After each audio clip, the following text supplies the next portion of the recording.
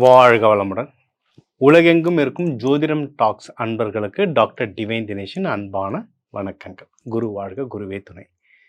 சனிப்பயிற்சி பலன்கள் 2026. இது என்ன சனிப்பயிற்சி? போன வருஷம் தானே நடந்தது. ஆமாம், நடந்தது. இது வாக்கிய பஞ்சாங்கம் பிரகாரம், சரிங்களா? நம்ம நிறைய பேர் நீங்கள் பார்த்துருக்கீங்க, நம்ம கிளைண்ட்ஸை நிறைய பேர் நீங்கள் பார்த்துட்ருப்பீங்க. சொல்லுவீங்க, சார் எனக்கு வேறு ராசி லக்னம் சொன்னாங்க, நீங்கள் வேற ஒன்று சொல்கிறீங்களே அப்படின்னு சொல்லுவீங்க. என்னென்னா, வாக்கியம் திருக்கணிதம்னு 2 முறை இருக்குங்க ஜோதிடத்தில். வாக்கியம்ன்றது தான் ஆதி காலத்திலேருந்து சொல்கிறது வாக்கியம். இப்போ நம்ம திருநள்ளாறு கோவில்கள், இனிமேல் பெரும் கோவில்களில் சனிப்பயிற்சி பூஜைகள் நடக்கிறதுனா வாக்கியம் வச்சு தான் பண்ணுவாங்க. ஆனால் கிரகநிலைகள் மாறுது, கால சூழ்நிலைகள் மாறுது. அதனால் கொண்டு வந்த ஒரு புது கணித முறை தான் திருக்கணிதம். இன்னைக்கு தமிழ்நாட்டில் முக்கால்வாசி பேர், எனக்கு தெரிஞ்சு முன்ன பின்ன இருக்கலாம், எனக்கு தெரிஞ்சு நிறைய பேர் திருக்கணிதம் தான் யூஸ் பண்ணுறாங்க. சாஃப்ட்வேர்ஸ்லாம் மோஸ்ட்லி திருக்கணிதம் தான். உலகெங்கும் ஜோதிடம் யூஸ் பண்ணுறவங்க மோஸ்ட்லி திருக்கணிதம் தான் ஃபாலோ பண்ணுறாங்க. அதுவும் நல்லபடியாக ஒர்க் ஆகுது, சரிங்களா? ஸோ 2மே ஒர்க் ஆகுது. நான் 2 ஜாதகமே பார்ப்பேன். நான் திருக்கணிதமும் பார்ப்பேன், வாக்கியமும் பார்ப்பேன். ஸோ நம்மளுடைய நேயர்கள் நிறைய பேர், ஐயா நாங்கள் வாக்கியம் பார்க்க, முக்கியமாக 1980ஸ்க்கு முன்னாடி பிறந்தவங்கலாம் மோஸ்ட்லி வாக்கியம் தான் பார்ப்பாங்க. கோவில் ஆன்மீகம் சம்பந்தமாக கோவில்கள் பூஜைகள் பண்ணுறவங்க இவங்கெல்லாம் மோஸ்ட்லி வாக்கியம் பார்க்குறாங்க. அதனால் நிறைய பேர், ஐயா எங்களுக்கு வாக்கியமும் சொல்லுங்கன்னு கேட்டுக்கினதுனால இப்போ வாக்கியம் பிரகாரம் நம்ம சனிப்பயிற்சி பார்க்க போகிறோம். மார்ச் 6, 2026 அப்போ நடக்குது, சரிங்களா? இந்த சனிப்பயிற்சி. இந்த சனிப்பயிற்சியும் 2.5 இப்போ கும்பத்துலேருந்து மீனத்துக்குள்ளே வருது. அதனால் பல பலன்கள் எல்லா ராசிக்கும் மாறப்போகுது. ஸோ நம்ம ஒவ்வொரு ராசியாக இப்போ என்னென்ன பலன்கள் மாறுது அப்படின்றத ஒவ்வொன்றா இப்போ பார்த்துட்டு வருவோம். மேஷ ராசி, மேஷ லக்னம், இவங்களுக்கு எப்படி இருக்க போகுது இந்த சனிப்பயிற்சி? ஓகே, இப்போ மீனத்துள்ள வராருன்னா மேஷத்துக்கும் சனிப்பயிற்சி ஆரம்பிச்சிருச்சு. திருக்கணிதம் வச்சு பார்க்கும்போது நிறைய பேருக்கு அந்த சனி தாக்கமே தெரியாமல் இருந்திருக்கும், சரிங்களா? அவங்களுக்கும் இப்போ கொஞ்சம் தெரியும். அதுக்குன்னு ஐயா என்ன சொல்கிறீங்க, பதற வேணாம், பார்த்துக்கலாம். அதுக்கான பரிகாரங்கள்லாம் நம்ம பார்க்க போகிறோம்ல. அதனால் எல்லாமே நல்லது தான். சனி பகவான் உள்ளே வராருனாவே நல்லதும் நடக்க போகுதுன்னு தான் அர்த்தம், ஓகேங்களா? ஓகே, இந்த மேஷ ராசிக்கு என்னென்ன மாறுதல்கள் வரும், சரிங்களா? முயற்சி ஸ்தானம்லாம் நல்லா இருக்குங்க உங்களுக்கு. அதெல்லாம் ஒன்றும் பிரச்சனை. நீங்கள் எடுக்கிற முயற்சிகள்லாம் வெற்றி பெறுவீங்க. நீங்கள் என்ன சொல்கிறது, இன்வெஸ்ட்மெண்ட்டுக்கெலாம் ரொம்பவே நல்லா இருக்குது டைம். இன்வெஸ்ட்மெண்ட் நல்லா இருக்குது டைமு. உங்களுக்கு மேரேஜ் விஷயங்கள்லேயும் ரொம்ப நல்லா இருக்குது டைம்.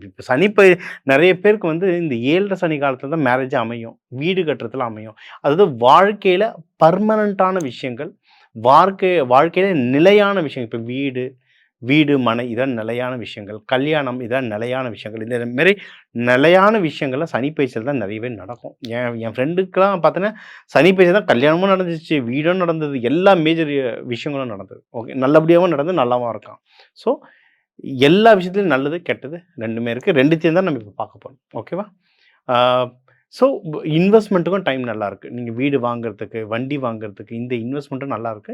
இப்போ இருக்க கோச்சார பிரகாரம் எதில் இன்வெஸ்ட்மெண்ட் பண்ணால் நல்லதுன்றதை நம்ம பார்த்து சொல்லலாம். ஓகே, இப்போ இந்த சனிப்பயிற்சியால் எதுலலாம் நம்ம உஷாராக இருக்கணும் சார் அப்படின்னு கேட்டிங்கன்னா, மனசளவில் ரொம்ப எவ்வளவு சாந்தமாக இருக்க முடியுமோ அவ்வளோ சாந்தமாக இருக்கணும். ஏன்னா மேஷராசிக்கெல்லாம் டக்கு டக்குன்னு நம்ம கோவப்படுற டைப்பு, கொஞ்சம் டென்ஷன் ஆகிற டைப்பு.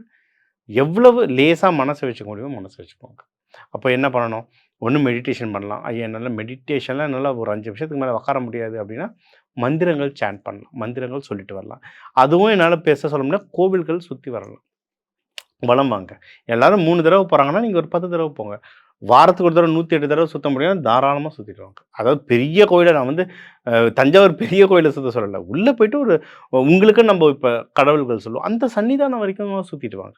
சுற்றிட்டு வர ஃபிசிக்கல் ஆக்டிவிட்டி பண்ணுங்கள். கோவிலில் உழவார பணி பண்ணலாம். இதெல்லாம் பண்ணவே உங்களுக்கு மனசு சாந்தமாகும், ஃபேமிலியில் நல்ல இன்வால்மெண்ட் ஆகும், மனசளவில் சாந்தமாகுவீங்க.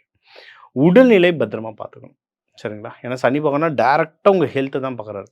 உடல்நிலை பத்திரமா பார்த்துக்கணும். காரமாக ஃபாஸ்ட் ஃபுட் இதெல்லாம் சாப்பிடக்கூடாது.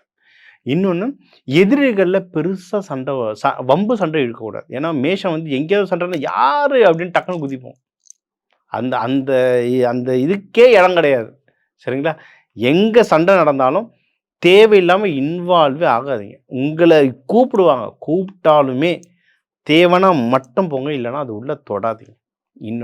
முடிஞ்ச அளவிற்கு பேசி தவிர்க்கிறது ரொம்ப ரொம்ப ரொம்ப ரொம்ப நல்லது. பேச்சை தவிர்க்கணும்னு சொல்ல, ஒரு சண்டையை வந்து பேசி தவிர்க்கிறது அது ரொம்ப நல்லது.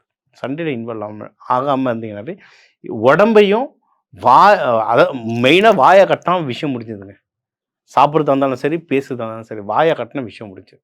உங்களுக்கு அடுத்து 2 அடுத்த 5 வருஷம் வாயை கம்முன்னு நம்ம சைலண்ட்டாக வச்சுருந்தாலே பெஸ்ட்டு உங்களுக்கு. ஓகேவா? இது தாண்டி ஐயா நல்ல விஷயம் சொல்லுங்கன்னா மேரேஜுக்கு டைம் ரொம்ப நல்லாயிருக்கு. இன்வெஸ்ட்மெண்ட் வீடு மனை வாங்குறதுக்கு டைம் ரொம்ப நல்லாயிருக்கு. நீங்கள் வந்து வேலையில் முன்னேற்றம் கிடைக்கிறதுக்கும் டைம் நல்லாயிருக்கு. இதெல்லாம் நல்லாயிருக்கு. இதில் ஒன்றும் ஜாக்கிரதையாக இருக்கணும். அப்போது நம்ம ஹெல்த்து சொன்னோம், நம்ம வந்து சண்டை சச்சரவு சொன்னோம்.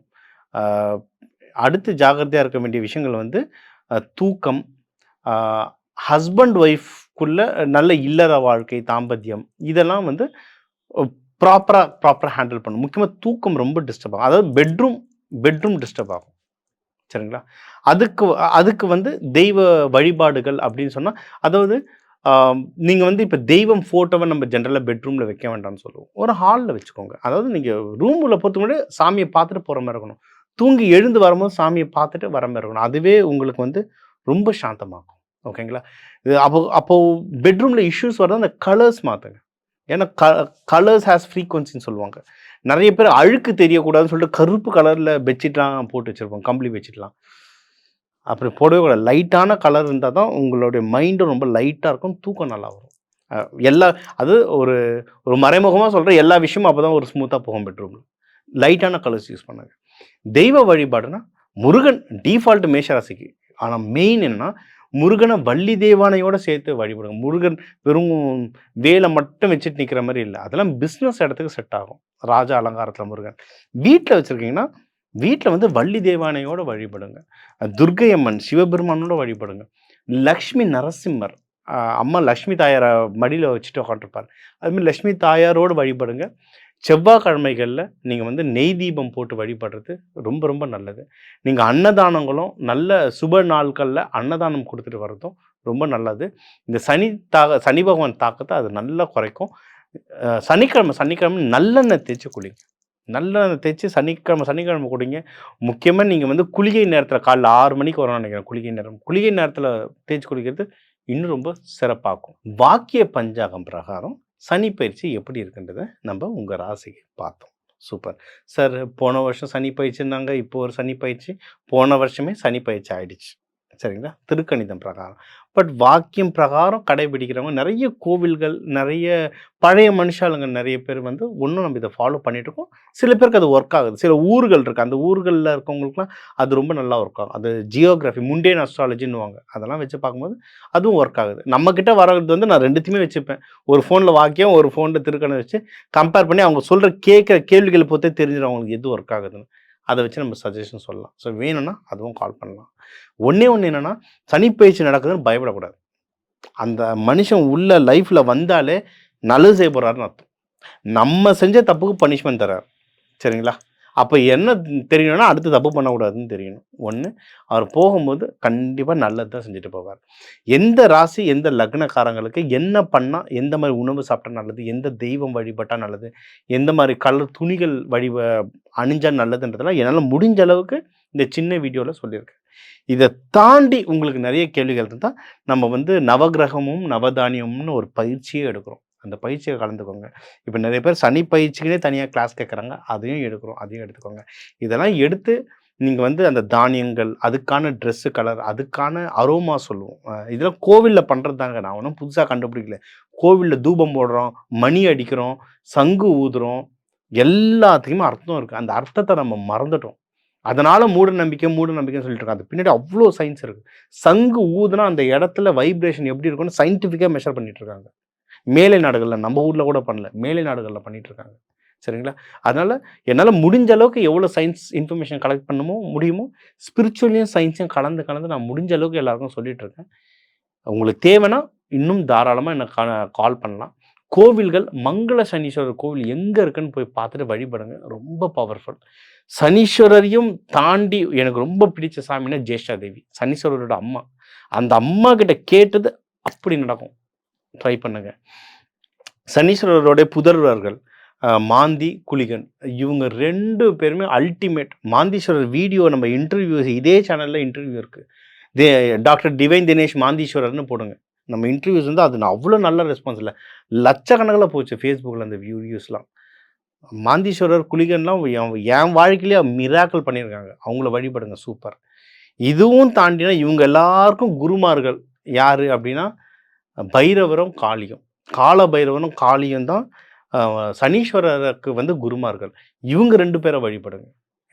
பைரவர்லாம் இந்த சனிப்பயிற்சி டைமில் பைரவரை வழிபட்டால் மிராக்கிள்ஸ் நடக்கும் லைஃப்பில். அதாவது நான் வந்து எப்படி தான் உயிர் வந்தனேன்னா பைரவர் தான். அது ரொம்ப டீட்டெயிலாக போகல. என் உயிரை காப்பாற்றுனா பைரவர் தான் சனிப்பயிற்சியில். ஸோ வேண்டுங்க, எல்லாமே நல்லபடியாக நடக்கும். எல்லாருக்குமே இந்த சனிப்பயிற்சி சனீஸ்வரர், ஜேஷ்டா தேவி, மாந்தி, குளிகன், எல்லாம் வல்ல கால பைரவர், காளி மூலயமா எல்லாருக்கும் எல்லாமே நல்லதாக நடக்க டாக்டர் டிவைன் தினேஷின் அன்பான வணக்கங்கள். வாழ்க வளத்துடன்.